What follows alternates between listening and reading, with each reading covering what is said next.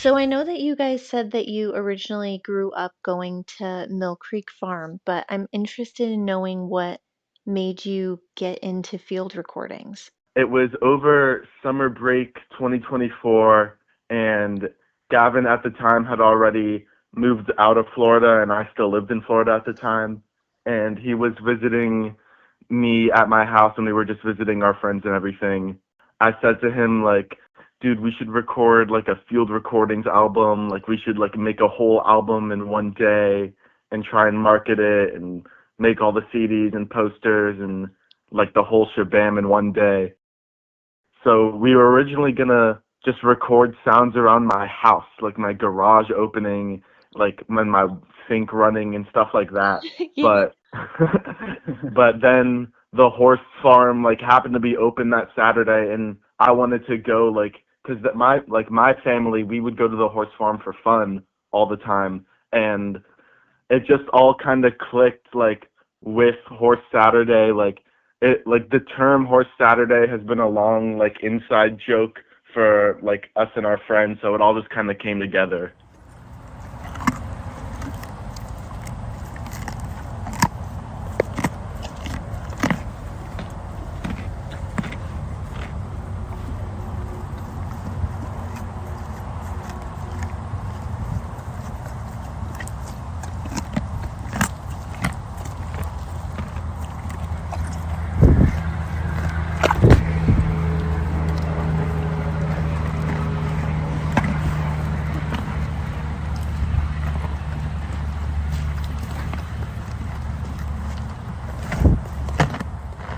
Field recordings, there's a lot of narration normally that happens, but with what you guys are doing, when you listen to it, it's almost like you guys are witnesses and it's just an interesting take. Yeah, I think we just kind of had a different approach to it because you're right. Like from what I've seen with a lot of like the field recording stuff, it's definitely like an older audience, and they can tend to be kind of pretentious about it.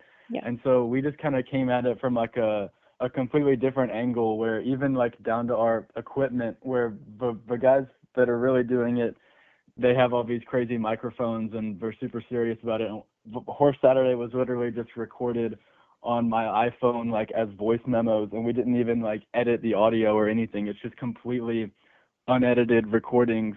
Like we didn't touch it. And so I think we just came at it with like a different approach from what most people in the field recordings community are used to, for better or for worse. So The idea of a horse retirement farm, there it's like the end of a story, but just it's almost like a rebirth when you listen to it with the water splashes and the munches and everything. I mean, was that intentional or did that just happen by a happy accident? We were definitely trying to find like diverse opportunities because we didn't want every track to be like a horse coughing or eating. Like when we saw a horse near water, we waited like 5 to 10 minutes like just to watch it like drink water or splash some noise. Yeah.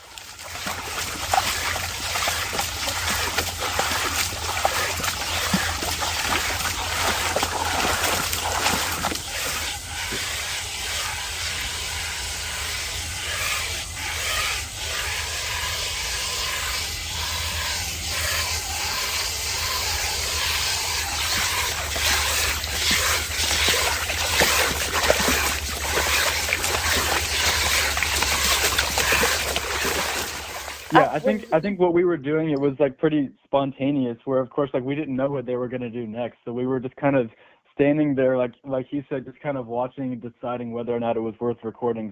It's so comforting about someone capturing a moment as it's happening. I'm going to ask you, Gavin, what was it like there when you guys were recording? I mean, were there visitors and like a bunch of people going on? Did you guys have onlookers?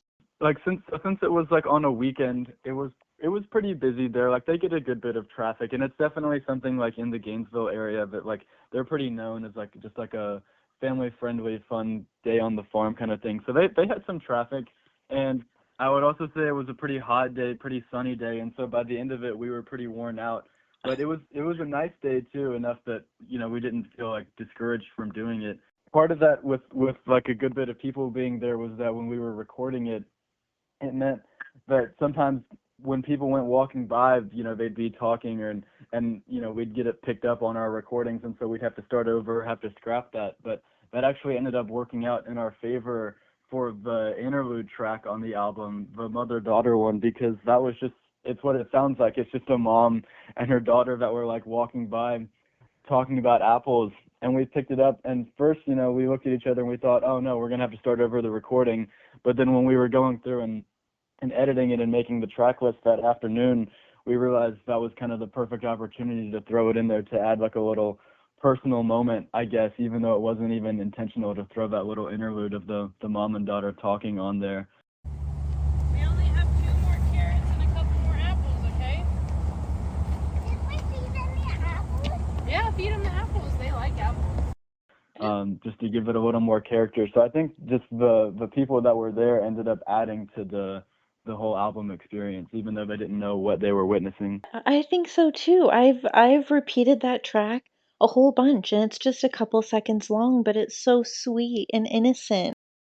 Grass and the hooves and the little tiny smacks of his lips. How did you decide what to leave in or take out when the instrument was the environment? I think there were some recordings that completely got cut or never used simply because they were a little too it was either too windy or there just wasn't enough noise to really make it onto the main track list. So it was very much just depending on how much, I guess, effort the horse put in.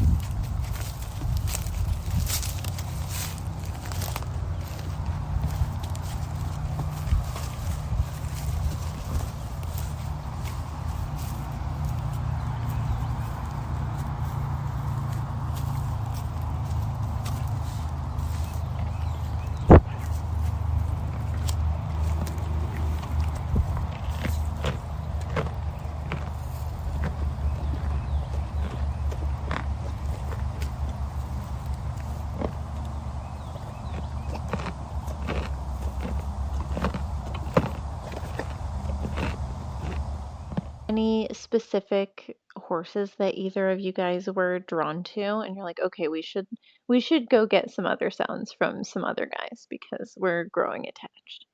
The first one we got a lot of is Apollo, who has the outro track, because he's the biggest horse on the farm. He is like a giant, like almost the size of an elephant. He's huge. And then we also got a lot of recordings of the Zorse, the zebra horse, because, who doesn't like to see a zebra horse? I have to check out this farm. It was the first recording we did was Lance enjoying apple, and then it worked out because that's actually Lance the horse on the official cover too. And so Lance and Apollo were both some of the first ones we did, and so they both get the first and the closer track too, since they're some of the standouts. I love knowing that. I hope that they're there when I visit because I plan to, later this year. So fingers crossed. Good, yeah.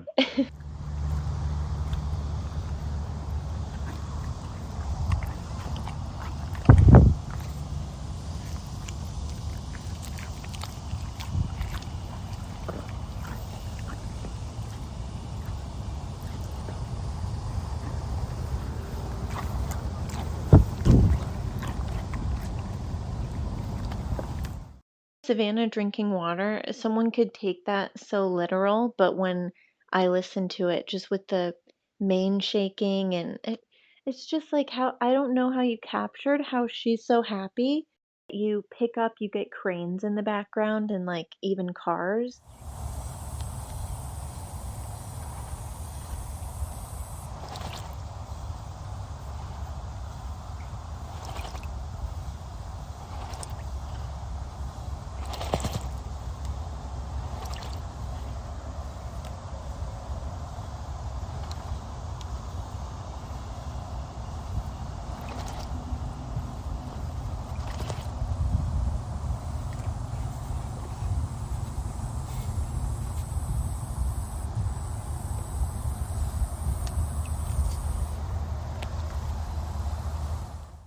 it does really just feel like you're spending a day on the farm in North Florida. I guess that's kind of what we were going for, and it sounds like we did a pretty good job. So thank you. These horses, they're all retired, either race or police horses, so they're living pretty good now. So I just want people to hear it. You've named yourself Horse Saturday, but do you have any plans to do follow-up field recordings? So we've like talked about that for a while. I think we're kind of discussing that on the same day we put out Horse Saturday, where we've been saying we would want to make more follow-up projects for other animals on other days. But now Horse Saturday itself just keeps growing and getting to the point that people like it so much, but I think it's for the best. I'm so happy that you guys talked to me. Thank you both so much.